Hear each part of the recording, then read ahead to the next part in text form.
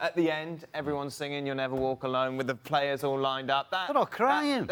Of course, but everybody's crying. The players are crying. The fans are crying. I mean, just to have been lucky enough to be in that stadium for this game, you will never ever forget it. Anybody who was there, and I'm sure in years to come, there'll be 60,000, 70,000 people saying they'd been there, but the ones that were there, they will never everybody forget went to it. Istanbul. Absolutely. Suddenly appeared out of nowhere. It was the true feeling of you will never walk alone. Yeah. That's what it was. Really and the players feel it. Because, see, you don't usually see emotions from players, even following games like this, but you saw true emotion from players, and that they release, even that frustration from yesterday about the Manchester City result. Maybe that release of tears, of emotion that came after the game comes from that as well, that you're able to answer the call. Now, in order to be able to answer the call, as much as this is about Liverpool and a magical night, you also need help from the other side. Right. And Barcelona, let me tell you, there's no other way to put it. This was a choke job. From Barcelona's perspective, they knew what to expect from this match. They already experienced this last year. And they come into this game and they think they're just going to pass their way through this. The lack of athleticism out of the midfield, the lack of decision by Valverde in recognizing that at their best, Barcelona were much better whenever they put Semedo as a right back and Sergio Roberto in the midfield, something that they did in that first leg. And that's what got them through that game. That's what sort of kind of tilted the balance towards Barcelona, and then Messi took over.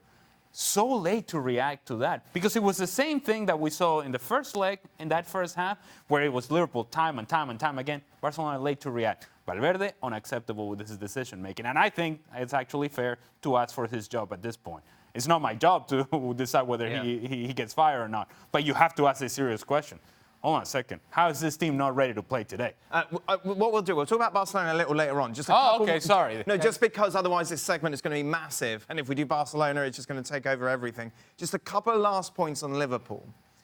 How does this result affect what's going to happen at the weekend? Or does it play into... He plays his first team. Yeah.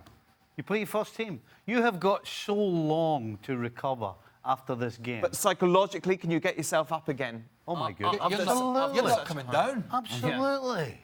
Yeah. Listen, you dream about being in this sort of situation where you're fighting for trophies and titles and you're fighting to be remembered as a Liverpool player as well. You've got so many positives and so many great things that are right there. You can taste it, but you haven't got it.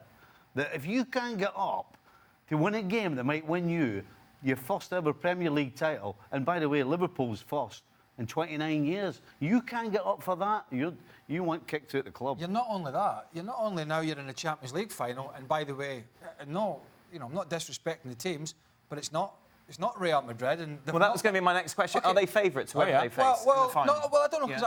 I think they're favourites. Well, the full squad, yeah. They've got to be. Yeah, probably if it is Ajax that get there just ahead, and we know they're a better team than Liverpool. But the other side of the coin is when you see something like this happen, the belief that anything can happen in terms of... There'll be nobody in Anfield, I don't think, tonight, or in and around that Anfield area, will be saying, I tell you what, who knows if Brighton's not going to take anything off Man City at the weekend? If we can go out there with a team missing a couple of our big stars and batter Barcelona 4-0, well, who's to say that City won't drop points down at the Amex? I mean, that's how much they will be... I mean, it's unlikely to happen, but so was tonight's result. But it's all of a sudden, the whole thinking goes from... Oh, City are going to win the league. We're probably going to lose tomorrow. That was last night.